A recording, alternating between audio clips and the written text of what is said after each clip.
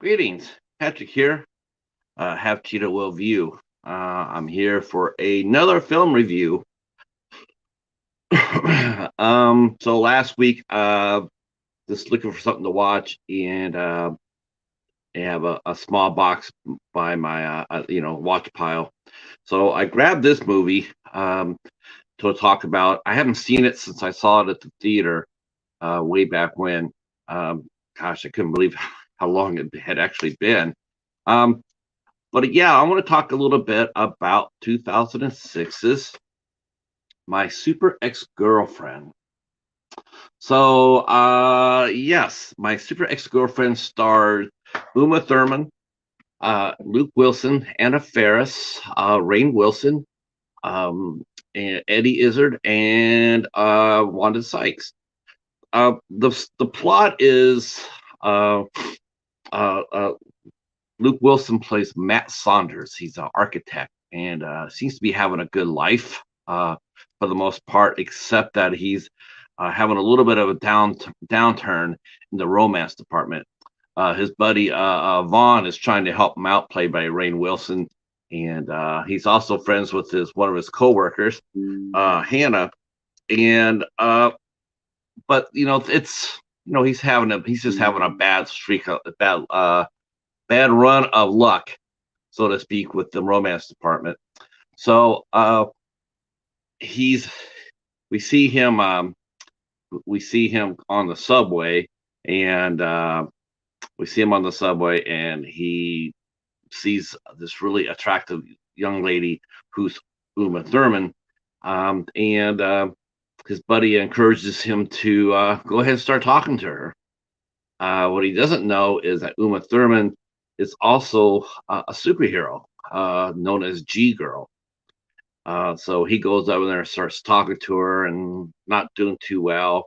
But then someone comes out and snags the young lady's purse, and so Matt goes ahead and chases after him, and he chases him down and gets the purse back. But then he pushes his luck a little too much, and he starts taunting the purse snatcher. The purse snatcher decides to come back and talk to Matt a little bit about it. Matt hides in the trash can, but the purse snatcher sees him, and it looks bad until it doesn't. And the young lady helps Matt out of the trash, and they start talking to each other, and she's impressed that he would do that for her. And what we don't see as the camera pulls back is that G Girl had put the purse snatcher about on 3 stories and left them hanging. Um, so Matt and Jenny become an item, and of course, he doesn't know any. He has no idea that he's dating G Girl. Though there are some signs about it, um, some funny signs and whatnot. We also see that G Girl is actually being stalked by an evil villain named Professor Bedlam, and and so and as this is going on, Matt just starts noticing that Jenny seems to be really clingy, really needy, and so he sort of starts pushing him away a little bit, and he starts noticing his coworker Hannah, who is dating a super underwear model, and those two end up those two like each other, but they don't know how much they do.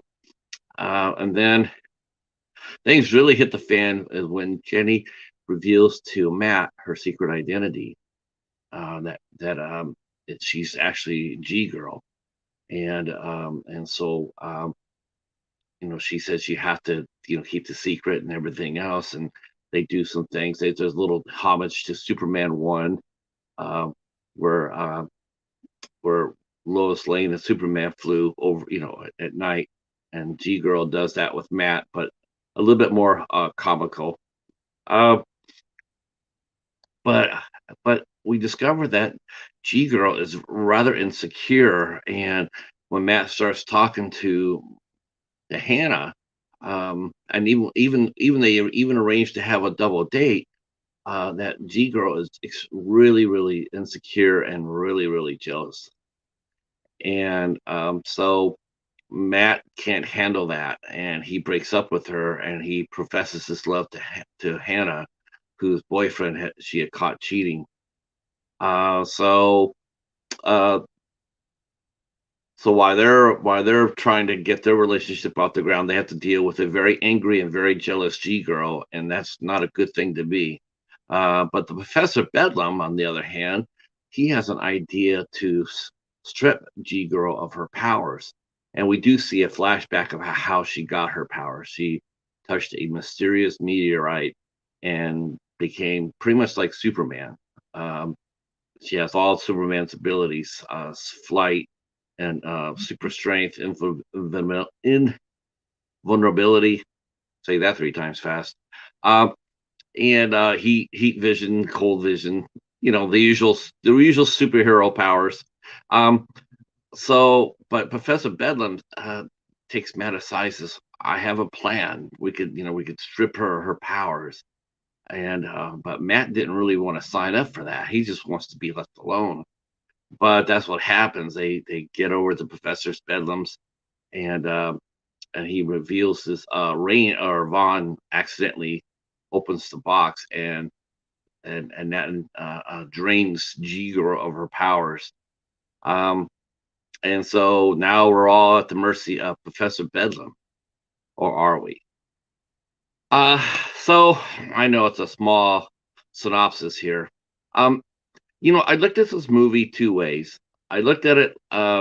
It's really well directed by Ivan Reitman, who he knows his way around comedies extremely well. Um, but there's something too about Ivan Reitman movies too, and that is they have a lot of heart. They're not just slapstick. There's some heart to those movies. I mean, there's some emotion there. Um, and same goes with my super ex girlfriend. I looked at this movie two ways. You could look at it like almost like a casual observer, a regular film lover. Okay, I like Uma Thurman, I like Luke Wilson, or you can sort of look through it as fanboy eyes. And I looked at this movie through fanboy eyes this time, and this movie was really interesting to me, looking at it that way because um, you're trying to imagine what it would be like for a G girl. I mean, she got her powers when she was a teenager. She's the only one of her kind. She has to keep her identity secret. Um, every time, I mean, she has to be very careful on every relationship, um, because they can't keep up with her.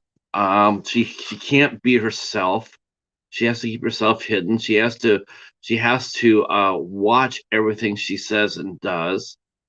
Um, it's no wonder that she's neurotic as a young lady. I mean, the pressure on her, it would be tremendous. It would be absolutely tremendous, um, to be carrying that dual identity and being the only one who has it. They don't mention any other heroes in the movie, so there's no other superheroes that she can relate to. She is of a country of herself, and and you can see during like a dinner date when it looks like something bad's going to happen, and all she wants to do is just to be a normal, just sit and have a date and have a glass of wine and a nice meal without having to, you know, run off to save the world or run off to save the city. And you can relate to her, like, give me a break, like the first time I've had any sort of social contact where I didn't have to be, G girl. I mean, it's got to be precious to her, and so you can clearly see her frustration and pain when she has to have her meal interrupted. Now, they play it funny, like, like, okay, whatever, but think of it more like, seriously, what would it be like to be by yourself and be that contained all the time? um there's a there was a Justice League Unlimited episode where it shows Superman fighting Darkseid, and Superman comments that he has to be careful at every single thing he does. He can't make a single mistake because if he does, people could die, absolutely die. Uh, and the pressure of that every day, all day, 365, 24/7, that would get to you. So when Superman finally finds somebody that he can match up with, and he can just go ahead and just like cut loose. I mean, you can feel just how released that would make him feel. Like, oh, thank God, there's someone here I can actually like relate to, even if it's a supervillain. I mean, you can take a beating. I mean, you're like me. I can relate to you, even though we're opposites.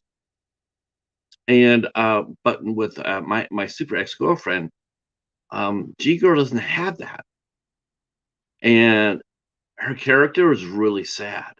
And in actuality, I mean, she's doing the right thing, but wow, what a miserable existence. I mean, it really would be. And Uma Thurman really portrays that. You really do see that in her performance. She's not she's not pouty. She's not insecure. She's not neurotic. What she's lonely, extremely lonely, and she can't relate to anybody. Nobody can relate to her. I mean, even if she sat down and talked to a therapist, still wouldn't be able to relate to her because we have no idea of what she's feeling. We have none. There's nothing there to go against. Um, Now, I just thought that was a really interesting look at a superhero movie, and I really did enjoy it. Looking at it through looking at it through a fanboy's eyes, like a comic book hero, superhero. It's funny. I mean, there's a lot of slapstick moments in here. When she gets jealous, she throws a great white shark at Matt and Hannah. Um, but it has a lot of heart too, and you can relate to it. Um, at the ending is really cool. I like the ending. I thought the ending was made it's actually pretty sweet actually, and everybody wins at the end. The evil nemesis turns out to be just a normal man who has feelings. He's not really an evil guy. He's just created the persona just to find a way to stay close to the person he cares about. Um, the ending where both Hannah and Jenny retouch the meteorite and both get imbued with the same power set. Um, it's a nice touch. It's a nice touch. And of course, Hannah being brand new to the game, well, now Jenny can take her under her wing and show her the ropes, and they can relate to each other. She knows now she has someone that she can talk to without having to make any mistakes, without having to hide, without having to shelter herself. So, so I thought this movie was really well done, very smartly written. Someone who obviously cared about the genre. The movie was written John, the gentleman Don Payne. I got to give Don Payne a lot of credit. I mean, he did a really nice job. And of course, the cast is everything. You have to have a good cast. And other than Wanda Sykes, who's just really completely wasted in a very small, thankless role, everybody has really fit their part really well. Rainn Wilson was very entertaining as the best friend who's clueless. Um, Luke Wilson being Luke Wilson, I mean, he's one of the most steadiest leading men that we've seen in quite a while. He can do movies, serious movies, and he can do movies like this. And he always has that real heavy, every man, every man look. So he does it really, he's the perfect voice for us all. I mean, like you're sleeping with a superhero, but is that really something you really want to do after a while? Yeah, maybe not. Of course, Uma Thurman, looking beautiful. I mean, she played. I like this is Uma Thurman can do heroes. I mean, she could do. I know that she starred as Poison Ivy in Batman and Robin, and that was absolutely atrocious. You couldn't help but feel sorry for her in that role. Totally horribly miscast. The script was just absolutely garbage. But then you see her in My Super Ex Girlfriend, and lo and behold, you start rethinking about it. Like, she would be really good. What would she could hold her own in a superhero movie. Um, and Anna Faris, yeah, she's cute. She's really cute. Um, I really liked her here. I mean, she's doing Anna Faris, like pretty much she does. I hate to say that about her, but in actuality, every part she plays, she's sort of like a female version of Will Ferrell. You're gonna get what you're gonna get. You're gonna get the same persona pretty much every movie. Um, and but that's not necessarily a bad thing because Anna Faris is a really charming actress, and who doesn't love Anna Faris? All right. Um, this you can get this probably pretty cheap on eBay or Amazon. This is not going to probably won't be very hard to find. Um, the movie was made for $30 million. It made $61 million back at the box office. Uh, so it probably broke even at the theater. I'm sure it has. I'm not sure if it's a stain, if it's considered a cult film now or not. I really never seen anybody here on the tube talk about it, though I'm sure people have. I have not seen anybody talk about it in the community I'm in, which means if you're watching this, that means you. But I would recommend it. Definitely would recommend My Super Ex Girlfriend. This also has a few features in the back of it. Deleted scenes, an extended scene of the Great White Shark scene that was hilarious, and a music video.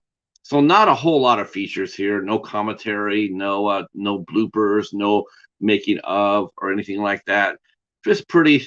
And this is only available on the special features are only available on the DVD. They released My Super Ex Girlfriend on 2013 on Blu-ray, but it's a bare bones edition. It's just a movie. So my thing is, if you really want to get this movie, I would probably try to get on the DVD side. All right, that's it for my review of My Super Ex Girlfriend. Uh, the Cheetah and I, we both gave it a thumbs and a paw up. So there you go. Let us know if you watched this movie. If you have, let us know what you thought about it. We'd like to know. And yeah, we'd like to know what you thought. Leave a comment down below. If you're new to the channel, please consider hitting the sub button. Hit the notification bell. Whenever we do something cool, you'll know about it and drop a comment. Thanks for watching, and we'll tell the next one. Peace.